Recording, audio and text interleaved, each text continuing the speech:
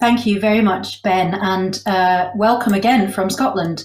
I'm joining you from Edinburgh, Scotland's capital, and known as the world's leading festival city, and the Olympics of culture, which seems a strange thing to say when we have so many legendary events on our panel this morning. But we have this reputation globally because, as a small city of 500,000 people, we provide a stage every year for 30,000 performers and artists, and attracting audiences of nearly 5 million, which is second only in terms of that kind of mega event to an Olympic Games, and on a par with being the host city for a FIFA World Cup every year. And we have been every year since 1947, apart from obviously 2020. So I'm dying to meet our panelists and to get into the meat of this morning's discussion about preparing to deliver the greatest shows on earth. We will talk about how event preparations have changed as a result of COVID-19.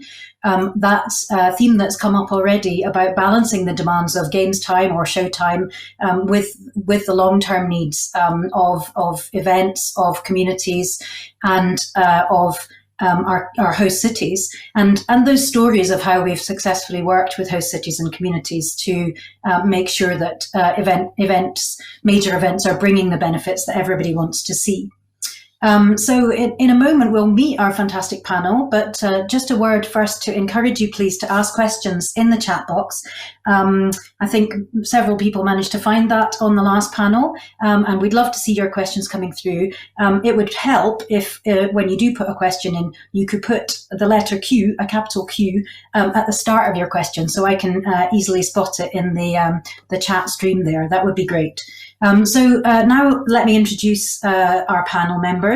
We are delighted to be joined again by Etienne Thobois, Chief Executive of Paris 2024 Organising Committee, by Fanta Diallo, Director of Sports, Youth and Community at the City of Dakar, where Senegal will host the Youth Olympic Games as the first IOC event to be staged in Africa, which was originally scheduled, of course, for 2022 and now rescheduled in the Games cycle for 2026. We welcome Reid, Chief Executive of Birmingham 22 Commonwealth Games Organising Committee, and of course the former Chief Financial Officer of Scotland's groundbreaking 2014 Commonwealth Games in Glasgow. And we welcome Niels Chief Executive of Oregon 21, the local organising committee managing the 18th edition of the World Athletics Championships in Eugene, Oregon. And that is now taking place in July 2021. It was due, of course, to be in 2022, I should say. It was due to be in 2021. So that's a fascinating story that I'm sure we are all looking forward to hearing from. So, without further ado, let's go into the opening question of our panel, and I'm going to put this to Niels first. Given that you have had the biggest scramble, I guess, to reorganise your event from its originally scheduled time, what are the biggest shifts that COVID-19 has driven in the planning and preparations for your events? Niels, great to see you. Please, over to you. Thank you, Julia. Great to see you, and welcome fellow panellists and everyone watching. I'd just start actually by saying welcome to you in Edinburgh, because I think there's some parallels between what you said about why Edinburgh is a great city for an event.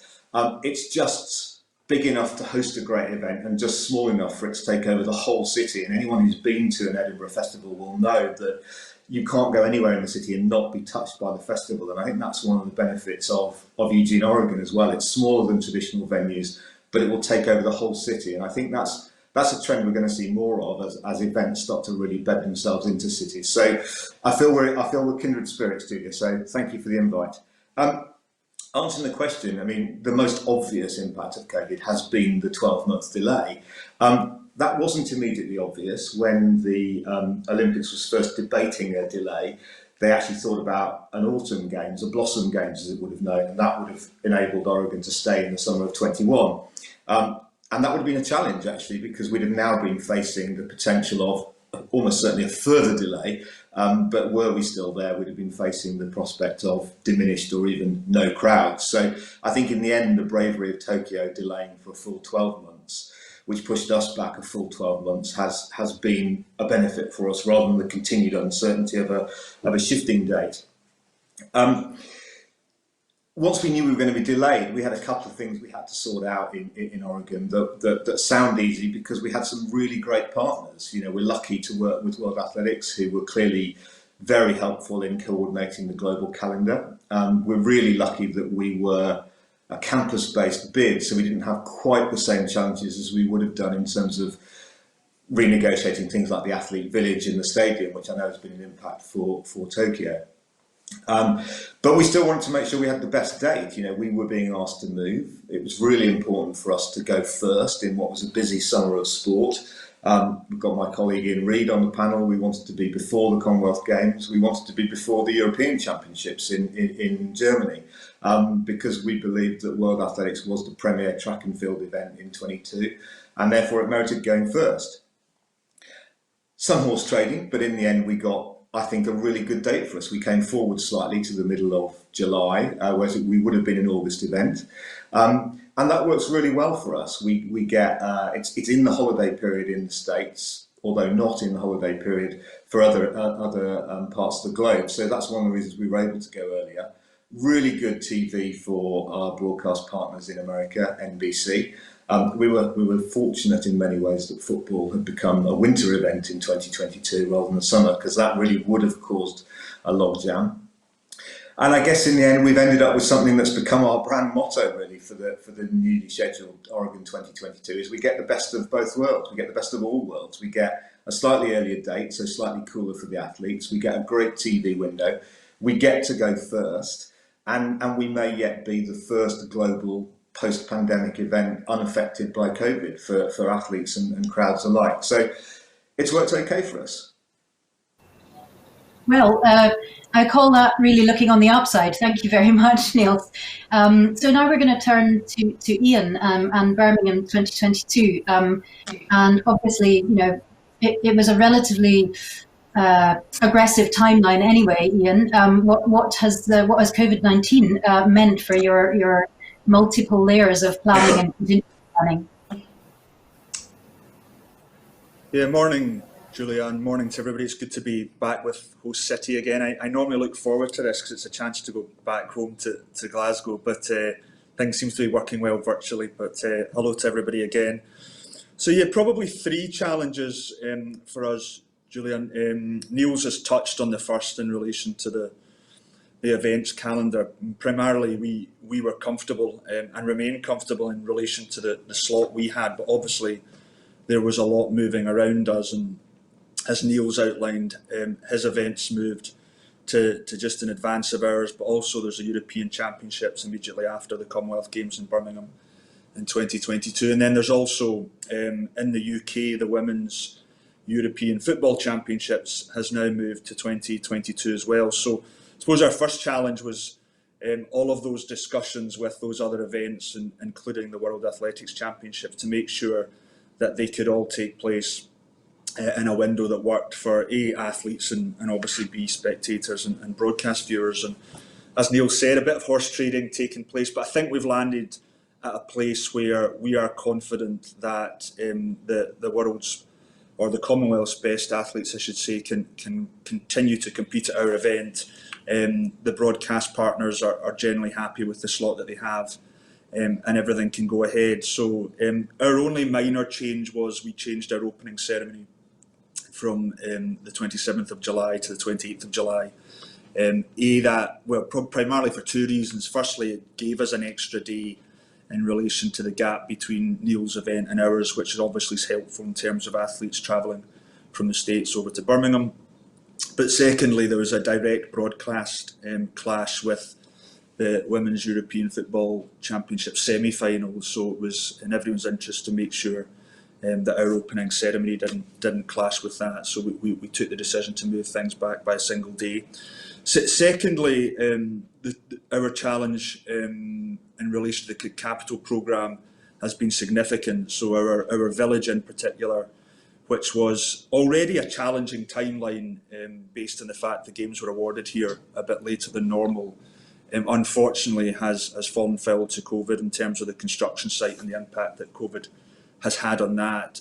Fortunately, the legacy of that regeneration project will continue. The housing at Perry Bar and the related infrastructure will still take place, but we've moved from a single village model to a multiple village model, utilising existing accommodation at two universities, the University of Birmingham and Warwick, and also a hotel suite as well. So that has been challenging in terms of the additional work that's put onto the team, but actually has been really welcomed, I think, in relation to the whole Games family, but how flexible we've been able to be and still been able to put on a really good solution. And obviously it's de-risked the project in relation to taking away that very tight major capital project. And then finally, I'm sure like everyone on the panel and a lot of businesses watching today, the direct impact on an organising committee of not being able to get people into the office is significant. One of the challenges in this environment is obviously integration and making sure all our functions can work together, can understand what everybody else is doing, and things don't get dropped or slip between responsibilities. And when we went into the first lockdown in the UK back in March, I think we had around 80 staff. As I sit here today, we've got nearly 250, and the vast majority of those recruits have never met anybody else in the team physically and have never been into the office. So that has brought its own challenges with a huge number of meetings like this one virtually.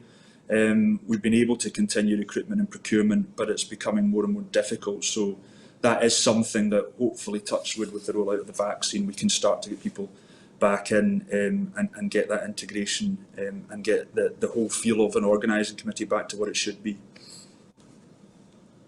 Thanks, Ian. That's a really common experience, isn't it? You know, as major live event organisers, we can't be together and do what we do as organising teams. I think that's psychologically been very difficult for people, but it's interesting to hear all the ideas starting to emerge on this conference about, you know, how we can be using hybrid technologies to try and get through that while we have to.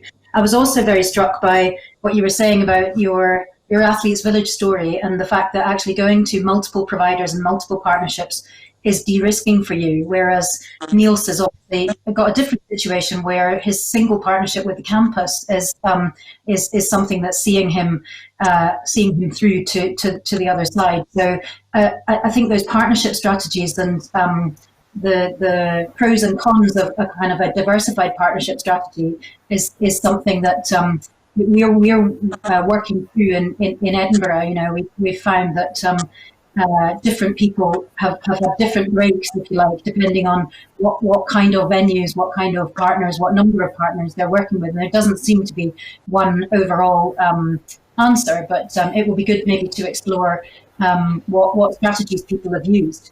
So with that, Fanta, if I might turn to you, you obviously thought you had an event in 2022, and then in a relatively short period of time ended up having an event in 2026. How has that changed your thinking about that long lead up now to preparation? Hi, Julia. Hi from Dakar, Senegal, West Africa. Very pleased to be there. As you say, the postponement of the Youth Olympic Game was the biggest shift that COVID-19 has driven in the planning and preparation for our city. By mutual agreement, the Senegalese authorities and the International Committee IOC have agreed to postpone the Youth Olympic Games in Dakar to 2026, initially planned for 2022, as you said. The IOC and the Organising Committee, which the city is a member, had worked in the process of co-construction during the two past years. Dakar was designed to host the game in Buenos Aires. Today, we will have to adapt the plan for 2026. So the postponement of the YOG does not entail heavy economic losses for our country, and it doesn't have big consequences, only a lot of deception, as you can imagine. It's also been not that for the first time a state is engaged in the organization process, so that allow us to have much more time to be more resilient and to face the crisis. The postponement of the YOGs allow us to have much more time to prepare the engagement of the local youth and to have a better participation of the youth in the game. So you have to notice that for us, in our country, we have 60% of the population who are under 25 years old. And this segment of the population is representing an undisciplined living force, powerful energy to harness in the implementation of the Senegal plan and in Senegal contribution to achieve the sustainable development goals. So the Youth Olympic Games is a formidable transformational capacity for the socio-economic situation of that young people. And one of the biggest challenges that we will face is to be able to put the youth in the center of all the process. So to be ensure that the success of policy with the youth, with the young people, but also especially by them, for them, and in all their diversity. So having much more time for preparation is probably going to increase expectation from them, but we will use that time to deliver tangible legacy for the population. So we will have also enough time to learn from Tokyo, from Paris, the city that will host event before us. So we have much more time, and we use the time. We'll use it to be better prepared and to be ready to games that all the continent can be part. Thank you very much, Fanta. I think that theme about being brave and seizing the opportunity of having the extra time rather than continuing to live with uncertainty is something that's already emerging from our discussions. And it was also very interesting the way you set your event in the context of the UN Sustainable Development Goals. And I know that we're going to talk later about how our events relate to that wider sense of the benefits that major events can bring to their communities and to humanity. But now, Etienne, if we may turn to you, and obviously the Olympic and Paralympic Games, because of their scale and scope and impact, kind of are a lens for many of these issues. So we've already had the privilege of hearing from you this morning, but in light of what our colleagues have said, what would you like to say about the biggest shifts that COVID-19 has driven in your planning and preparations? Thank you. Hello, everyone. Well, I must say that we are in 2024, so it's quite far away still. And for us, the biggest shift, as Ian mentioned, it was to adapt to the working situation and to have people working from home. We know we are a business that needs a lot of integration between the teams. As you mentioned, we've also hired a lot of individuals that I haven't met their teammates yet, and for us it's very important. But frankly, looking at the ones that need to deliver things right now, and I'm thinking about our friends from Tokyo, we've been very much less impacted. We're still very much into a planning phase, and in terms of commercial discussion, brand architecture, even infrastructure building, because it's more of an administrative phase right now. The work permit has now have been validated, and construction will only start early 21. So right now we are very much on time and on target in terms of planning, and we were able, as I said in my keynote speech, but also as Sir Craig mentioned, we were able to engage with the population. Our engagement programs, and we mentioned the digital, has been having a tremendous success in some ways. It's not physical, but still we could do a few things, and things like the Club 2024 or Terre de Jeu is been cruising really well. So far we haven't really been impacted.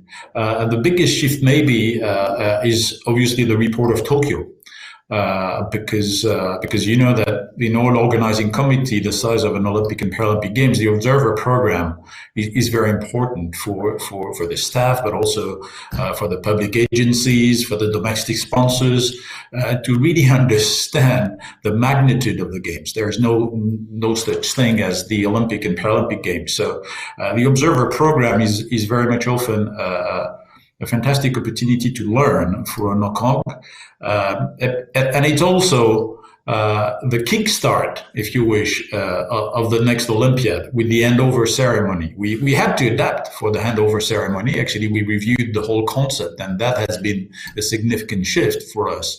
But what happens with the handover ceremony is that the whole ecosystem shifts its attention from one game to the next. And that's where normally, I would say much more pressure, much more scrutiny comes at you, and you better be ready at that time. So for us, in one way, we've had to adapt to that shift. But on the other hand, this report kind of brought us an opportunity to spend more time on the strategic planning. We say normally you get a 3 years of strategic planning and a 4 years of delivery. In our case, it is a 4 plus 3. And looking at the fact that we're using 95% of existing or temporary venues, looking at the fact that we have quite a major industry in France to organize this kind of events, we feel that it's actually an opportunity to think a bit longer into our delivery model. We're trying to align with the Agenda 2020 to answer positively to international federations wanting to be more involved into the delivery of the game. So actually, that time span has allowed us to think deeper, to go a bit further into what we can do in strategic planning, leaving the operational delivery for the last 3 years. So again, I think we all understand this in this industry. You need to adapt. You need to adapt all the time, and adapting is actually the recipe for success. So this, if you look at our friends from London, they had to adapt to the financial crisis, the political crisis in Rio 2016. Today, it's a pandemic for our friend from Tokyo. God knows what is going to happen for Paris 2024. But one thing we know is that we will need to adapt. And that's what we're trying to do along the way, and more or less, transform those constraints, if you wish, in opportunities. And that's what we're trying to do. But with all due respect to our friends from Tokyo and another area, and I'm thinking about the guys in Oregon, for instance, the thing is quite far away still, and we have that time and opportunity to adapt positively. Yeah.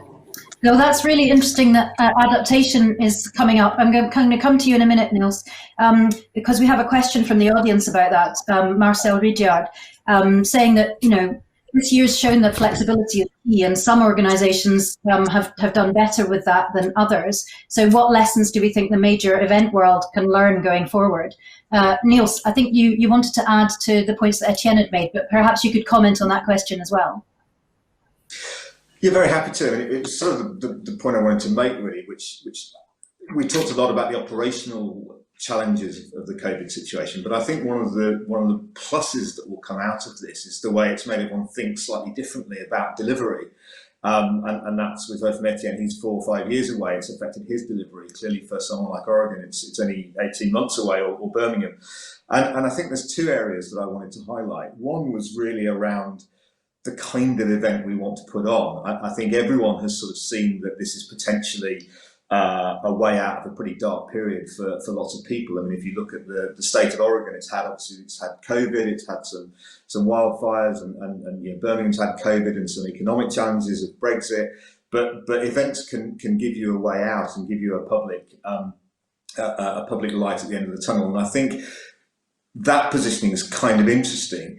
But at the same time, it's also forced public funders to really be aware of where their money is being spent, and maybe to take a view of really focusing on the benefits that the events can bring to the city region, rather than just the bread and circus of the sports event itself. So, I mean, I guess in that sense, my boss is the governor of Oregon, and yet my client is World Athletics. And I'm really lucky that those 2 people come together to say, let's really focus on what this event is about and how it can be the very best it can be for the athletes first and foremost, and for the host city and the host state secondarily, and maybe concentrate a little bit less on some of the distractions, some of the froth around an event that can sometimes emerge in times when money is not so tight. So I think that's a very good thing, and I think we'll look at different ways of doing things. And even if Oregon doesn't become the beneficiary of this, future World Athletics Championships will doubtless benefit from the thinking we've all put into how might we stage an event in an economic as well as a social crisis. And the second point on that, I guess, is this whole thing about brand philosophy.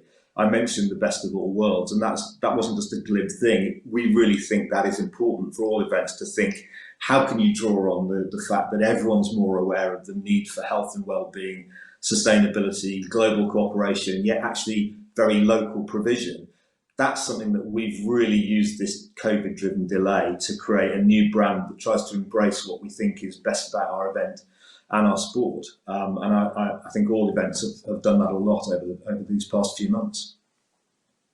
Yeah, that really strikes a chord with me, I must say, around the different ways in which we are thinking about how our signature events interact with our communities, but also our supply chain and our creative community here in Scotland. So I think that people are rightly seeing major events as a way to celebrate coming out of this very dark period for humanity. And so that's greatly to our advantage, and very inspiring to be working on that sort of thing. But it is quite rightly provoking a sort of philosophical shift in the way that we're thinking about events. So to move our discussion on to that question about the balance between games time and wider needs, I wanted to ask Ian if you might start us off by talking about the venue strategy that Birmingham 2022 has, because approaches are having to change fast with these shifts in time, resources, sustainability considerations. How are you thinking about balancing games time capacity and long-term needs? Yeah, and it was interesting to hear Etienne talking about his venue footprint and the fact that 95% of the venues in Paris will be existing or temporary, and it's quite similar actually here in Birmingham, where because of the shorter timeline we've got for planning, there was a focus on making sure that the city that was awarded the Games for 2022 already had world-class venues with experience of delivering major events.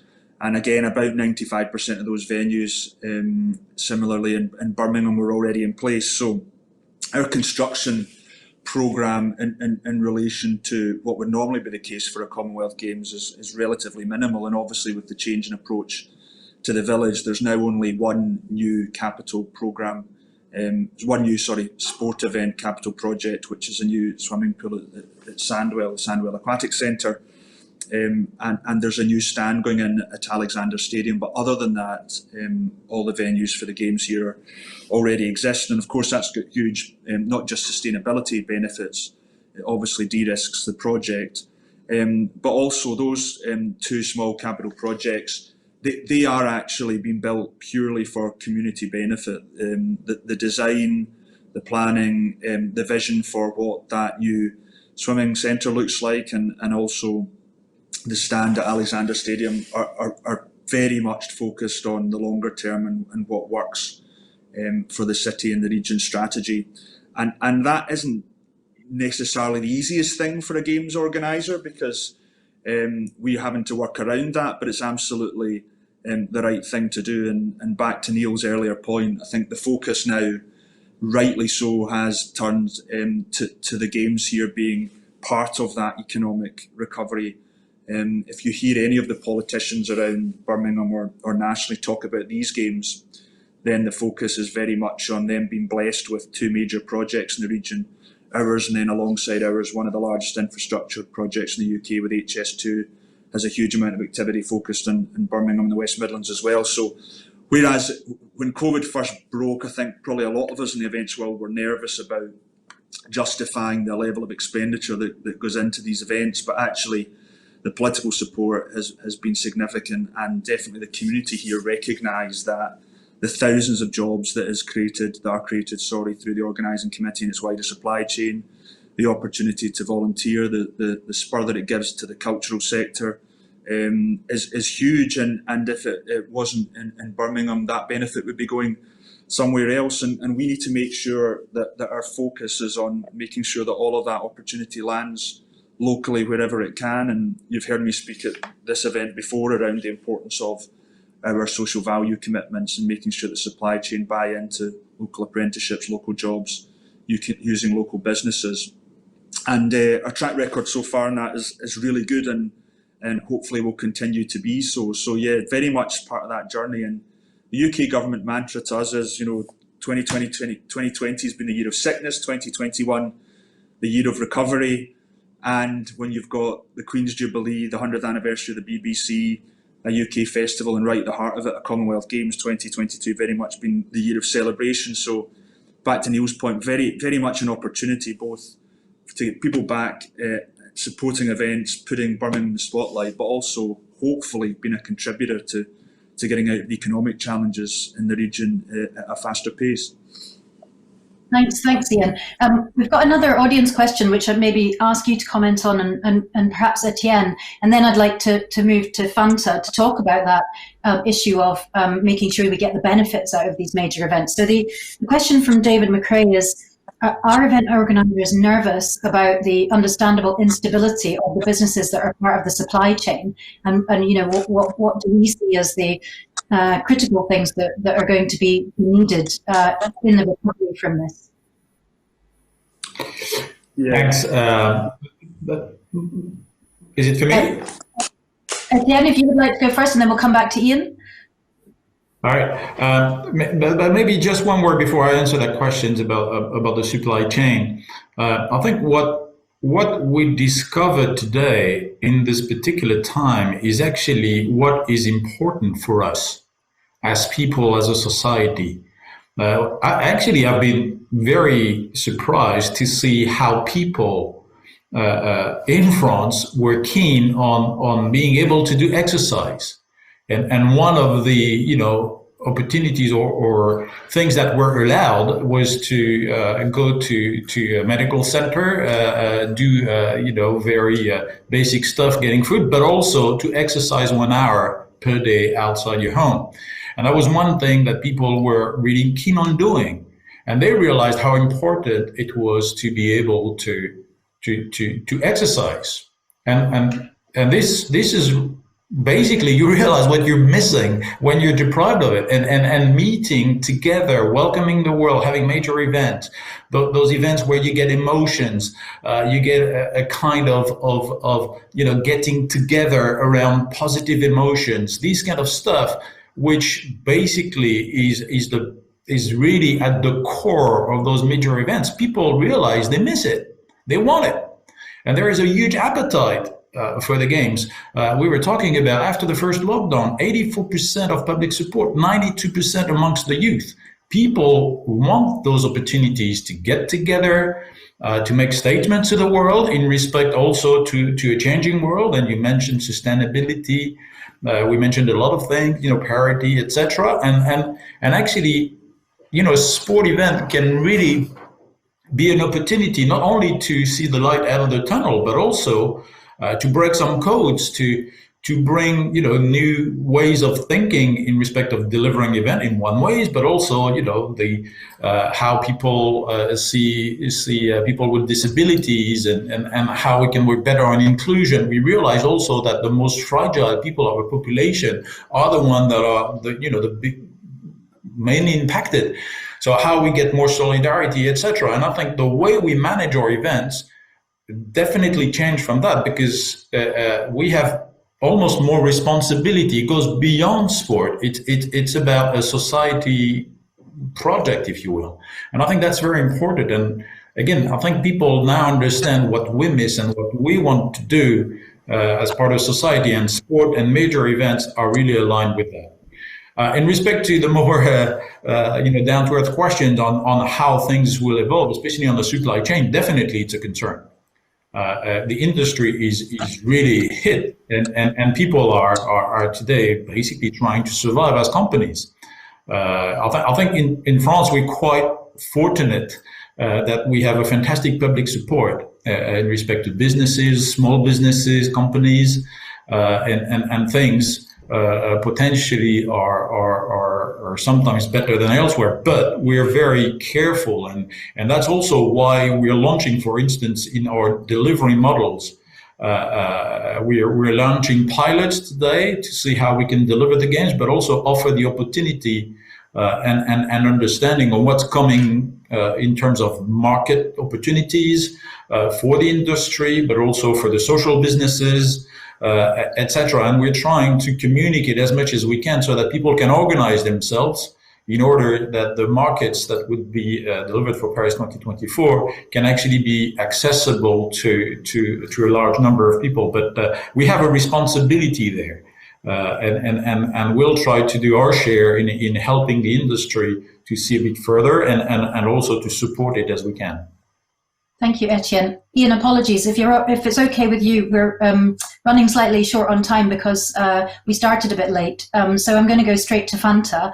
Fanta, could you say a little bit about how you are working to realise what kind of benefits you want to realise for the youth of Senegal through the event? And also, we have a question from Andy Rice, which builds on that supplier issue. What skills and expertise are you looking for in order to help you realise the Games in 2026? Thank you, Julia. I have to say first that Senegal has adopted a new economic and social policy reference framework on medium and long-term based on the vision of an emergent Senegal plan in 2035. This model of development, which is the Emerging Senegal Plan, classifies sports as one of the principal axes. So at that moment, they have the ambition to increase the contribution of sport to the development and make it accessible to all. So that's the reason why the Senegal was, and the city of Dakar was candidate to the game of to the year of 2022 to be able to achieve that goal. So we were trying to organize the game, and we think at that moment that will help us to achieve that goal. So our vision is not a short-term vision; it was a long-term vision, and going to 2035. So the city of Dakar also aligned with this vision of the state, and we try to build the plan in that purpose. So, but much more short-term plan for 3 years or based on 3 years program. And this is the interest of the city, of every city, for us, that the citizens are healthy as possible, and we think that sport we can help achieve that goal. This is the reason why a vast investment plan has been validated by the council, and around €1 million was planned to be invested in the city in the term of sport facilities for 3 years. Now we have 5 years, so we think that we can have much more opportunities. So why we think that we have to change or to build the city like that?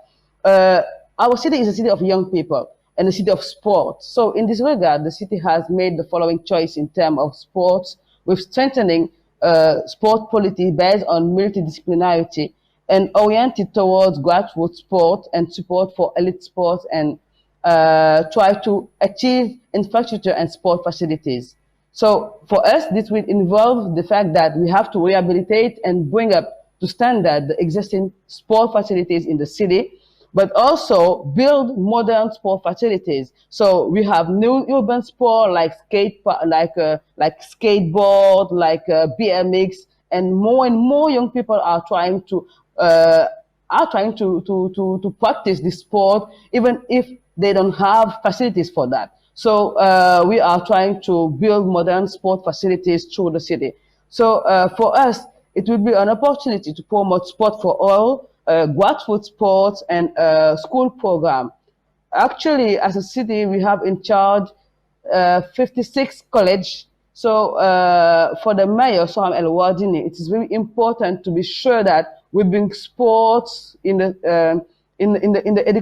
educational process. So for us, we will try to regulate all the sports facilities we have into all that school. So to help young people to have more facilities to practice. So in the initial Dakar 2022 projects, there was no new construction, no new infrastructure dedicated to the game. As I said, all the project was based to the Senegalese emergency plan to 2035. So there is no new infrastructure we will build for specifically for the game. So the entire plan was based on the rehabilitation of existing infrastructure, and those are already under construction with the Senegalese emergency plan.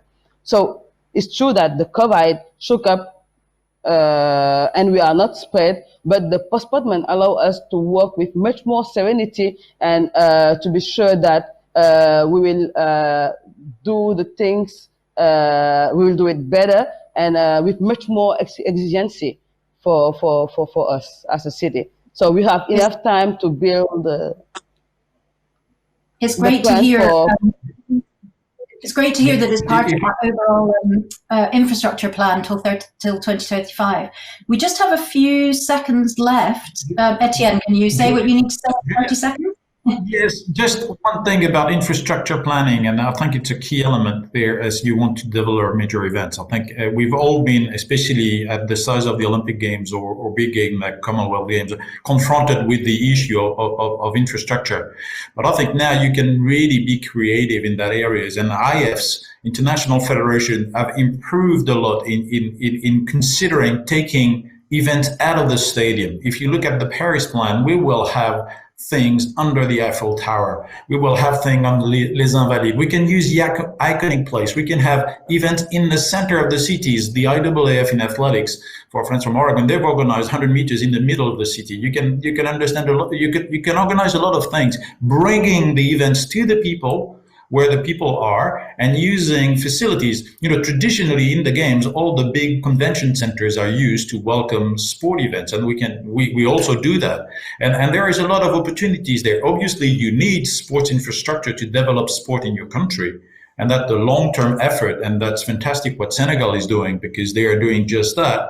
And in some, let's say, more mature country, then there is an opportunity to go out of those stadiums, out of the sports infrastructure per se, to be innovative, to be creative, so it doesn't leave, a lasting big bill for the citizen of the city, but you're more creative and more innovative. And I think there is a lot of things to experience in that area, and we're trying to do that with Paris 2024. And the last master plan that's just validated yesterday by the IOC, we enabled us to have 4 venues less than originally planned, and I'm sure there are creative ideas out there that we need to explore. That was just a global message. I think that's a great example of how mindsets for major events are changing, and that's something I've really enjoyed about this panel, is finding out from all of you across a very global panel how that is enabling us to actually accelerate innovation and accelerate environmentally and socially conscious goals. And as I have to wrap up now, I'm sure we could keep going, but I was particularly struck by something Fanta said about how we're going to work with serenity. I think that's my mantra for the day, the month, and probably the year. We're going to work with serenity. I've greatly enjoyed speaking to you. I'm sure all of our delegates have greatly enjoyed it as well. Thank you so much for your insights, and thank you for your resilience, courage, determination, and imagination to get out of this and to bring back major events as a beautiful part of people's lives and people's communities. Thank you. Thank you. Well, thank you all the panelists, and thank you, Julia. And great to hear so many creative ideas there about how to be more efficient and create greater impact in all sorts of ways from hosting these events. I'm not sure if any of you saw the poll that was running throughout that panel. We had a good response to that. The question was, what has been the biggest challenge to your event planning during the COVID crisis? And the results for that was uncertainty was by far away the front runner with 88% of the votes. Loss of revenue, 9% of people thought that was the biggest challenge that they'd experienced, and just 1% said digital transformation was the biggest challenge for them.